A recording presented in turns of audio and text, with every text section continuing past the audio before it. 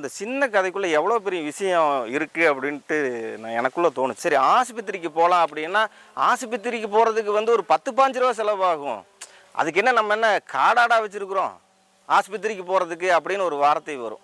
அதிகாரம் வர்றதுலேருந்து இன்றைக்கி வரைக்கும் எக்காலத்துக்கும் அந்த பிரச்சனைகள் வந்து இருந்துக்கிட்டே இருக்கும் அப்படிங்கிறத வந்து ஒரு சின்ன கதைகள் ஒரு 10 பக்கம் இருக்கிறது வந்து ஒரு பெரிய ஒரு பதிவாக செஞ்சுருக்கிறாரு.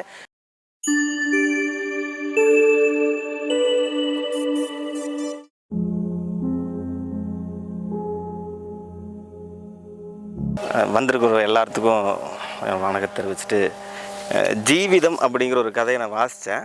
இதில் வந்து என்னென்னா, ஒரு 4 பேர் வந்து ஒரு ஒரு குட்டைக்கு போய் மீன் பிடிக்க போகிறாங்க. அந்த மீன் பிடிச்சிட்டு திரும்புகிற நேரத்தில் கடைசியில் வந்து ஒருத்தருக்கு வந்து பாம்பு கடிச்சிருது. அந்த பாம்பு கடிச்சதையுமே சரி எப்படியாவது வீட்டில் தண்ணி பாம்பு தான், அது வந்து ஒன்றும் ஆகாது அப்படின்னு சொல்லி திருப்ப வீட்டுக்கு கூட்டிகிட்டு போகிறாங்க. இதுதான் கதை. ஆனால் இது என்னடா இது ரொம்ப ஒன்றுமே இல்லாமல் இருக்கே என்னடா அப்படின்ட்டு காலையில் வரைக்கும் அப்படி தான் யோசனை பண்ணிட்டு இருந்தேன். பாரதி வசனத்தோடு அப்படி தான் நினச்சிட்டு இருந்தேன். அப்புறம் தான் திருப்பவும் வந்து அது வந்து எனக்கு திருப்பவும் ஒரு முறை சிந்திச்சு அதை திருப்பவும் வந்து பார்க்கும்போது தான் வந்து சமீபத்தில் ஒரு காணொளி ஒன்று பார்த்துருந்தேன்.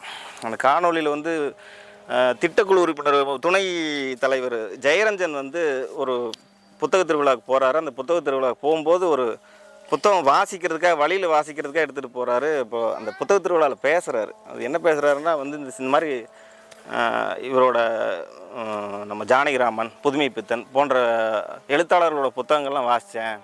அதில் பார்த்திங்கன்னா என்ன சொல்லுவாருன்னா, பூராமே பசியினுடைய கொடுமையை பற்றி வந்து அது பேசுது. எல்லாமே வந்து பசி அதனோட கொடுமைகளை வந்து தான் வந்து ரொம்பவுமே அந்த காலத்தில் வந்து பேசிட்டு வந்திருக்குது அப்படின்ட்டு இன்றைக்கி இருக்கிற சமூக மாற்றத்தை பற்றி அதில் பேசுவார். அது எனக்கு உடனே ஞாபகம் வந்ததையுமே இதுக்குள்ளே இந்த கதைக்குள்ளே இந்த சின்ன கதைக்குள்ளே எவ்வளோ பெரிய விஷயம் இருக்குது அப்படின்ட்டு எனக்குள்ளே தோணுச்சு. இது அவர் எதை நினச்சி எழுதினார்னு எனக்கு தெரியல. ஆனால் நான் வந்து இப்படி புரிஞ்சுக்கிட்டேன்.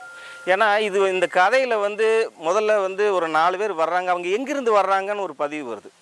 அவங்க வந்து ஒரு வளவிலிருந்து, அதாவது சேரியிலிருந்து வர்றாங்க. அவங்க வந்து ஒரு தாழ்த்தப்பட்ட மக்கள், இல்லாட்டி அந்த மாதிரியான ஒரு இடத்துலேருந்து வர்றாங்க. எதுக்காக வர்றாங்க அப்படின்னு வரும்போது வேலை இல்லாமல் வர்றாங்க. அந்த மக்கள் வந்து எங்கேயுமே வந்து வேலை கிடைக்காம ஒரு வந்து அந்த உணவுக்கான தேவைக்காக வந்து வர்றாங்க அப்படிங்கிற மாதிரியான ஒரு வேலை இல்லை. ஆனால் ஒன்றா வந்து வேலை இல்லைன்னா வந்து ஒரு புளி மரத்தடியில் விளையாட்டு பண்ணுவாங்க, இல்லாட்டி இந்த மாதிரி உணவு தேடி வந்து வர்றாங்க. அந்த இடத்துல வந்து பல்வேறு விஷயங்களை குறிப்பிட்றாரு. ஒவ்வொருத்தருக்கும் வந்து அந்த பாம்பு கடிக்கும்போது வந்து திரும்ப ஆஸ்பத்திரிக்கு போகிறதுக்கு வந்து கூட வந்து அவங்களுக்கு வக்கில்லாத, இது வந்து ஒரு எளிய மக்களினுடைய வாழ்க்கையை பற்றி பேசுது, இல்லை ஏழ்மையான மக்களுடைய வாழ்க்கையை பற்றி பேசுது அப்படின்னுலாம் பார்த்தா அதுவெல்லாம் கிடையாது. இது வறிய மக்களை பற்றி பேசுது, வக்கற்ற மக்களை பற்றி வந்து இது வந்து பதிவு பண்ணுது.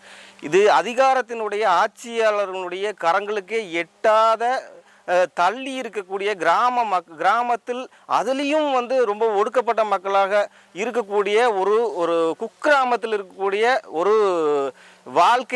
வாழ்வதற்கே பெரும் போராட்டத்தை சந்திச்சுட்டு இருக்கிற ஒரு மக்களை பற்றி ஒரு நாள் நடக்கக்கூடிய ஒரு விஷயத்தை பற்றி வந்து ரொம்ப ஆழமாக நம்ம அதை தான் வந்து அவர் பேச வர்றார். இன்றைக்கும் அந்த நிலைமை வந்து வெவ்வேறு வடிவங்களில் பரிணாம வளர்ச்சியில் பரிணாமத்தில் வெவ்வேறு விஷயங்களில் வந்து அந்த மாதிரியான சம்பவங்கள் வந்து நம்ம பார்த்துட்ருக்கோம். இதில் என்ன சொல்ல வர்றாருன்னா, ஒரு உணவு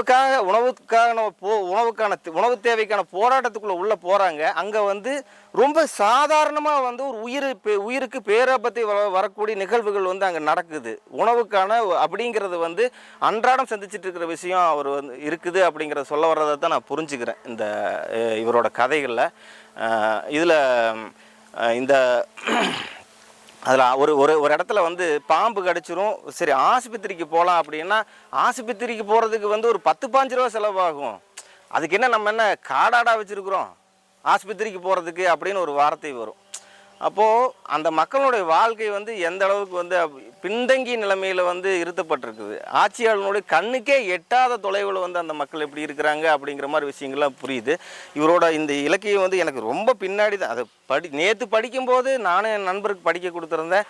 ஏடா ஒன்றுமே இல்லையாடா, இது சாதாரணமாக இருக்கேடா அப்படின்னு நினச்சிட்டு இருந்தேன். அப்புறம் காலையில் திரும்ப வந்து இவர்கிட்ட பேசும்போது அப்படின்னா, ஆனால் இவ்வளோ பெரிய ஒரு விஷயத்தை காண்டாண்டு காலமாக வந்து இது வந்து மனிதர்கள் வந்து பரிணாம வளர்ச்சி அடைந்து நிமிர்ந்து நடக்கிறதுலேருந்து அவங்களுக்கான உணவு போராட்டத்திலிருந்து ஒரு ஒரு ஆட்சி அதிகாரம் வர்றதுலேருந்து இன்றைக்கி வரைக்கும் எக்காலத்துக்கும் அந்த பிரச்சனைகள் வந்து இருந்துக்கிட்டே இருக்கும் அப்படிங்கிறத வந்து ஒரு சின்ன கதைகள் ஒரு 10 பக்கம் இருக்கிறது வந்து ஒரு பெரிய ஒரு பதிவாக செஞ்சுருக்கிறாரு. அது வந்து ரொம்ப நெகிழ்ச்சியாகவும் மகிழ்ச்சியாகவும் பின்னாடி நம்ம வந்து மறுபடியும் வந்து இது பண்ணும்போது நெகிழ்ச்சியாக இருந்தது. பதியம் முடிஞ்சதுங்க. பதியம் வந்து ஒரு ட்ரெயின் மாதிரி ஒரு 2002 வந்து ஒரு எனக்கு ஒரு 5-6 வயசில் இருக்கும்போது அதில் ஏறினேன். ஆமாம் ஆமாம் ஏறினேன். ஆமாம் ஏறி ஒரு 2005 வந்து 5-6 வந்து இறங்கிட்டேன். அது இலக்கில்லாமல் இன்னைக்கு வரைக்கும் சமூக மாற்றத்தில் எங்கேயுமே வந்து தேங்கி விடாமல் தொடர்ச்சியாக வந்து பல நபர்கள் அந்த அந்த தொடர் வண்டியில் ஏறி இறங்கி எனக்கு தெரியவே பல்வேறு சாதனையாளர்கள் வந்து அதில் உருவாகி இருக்கிறாங்க. பல்வேறு இயக்குநர்கள் உருவாகியிருக்காங்க. பல நபர்களை நான் வந்து செஞ்சுருக்கிறேன். அன்னையிலேருந்து இன்றைக்கி வரைக்கும் அண்ணனோடகிட்ட வந்து அப்பப்போ தொடர்ச்சியாக தொடர்பு கொண்டுட்டே தான் இருக்கிறேன். இந்த நிகழ்வில் வந்து பங்கேற்றதுக்கு ரொம்ப மகிழ்ச்சி அடைகிறேன். ஐயா கூட இந்த இவர் முன்னாடி இந்த கதையை பேசுகிறதுக்கும் ரொம்ப மகிழ்ச்சி அடைகிறேன்.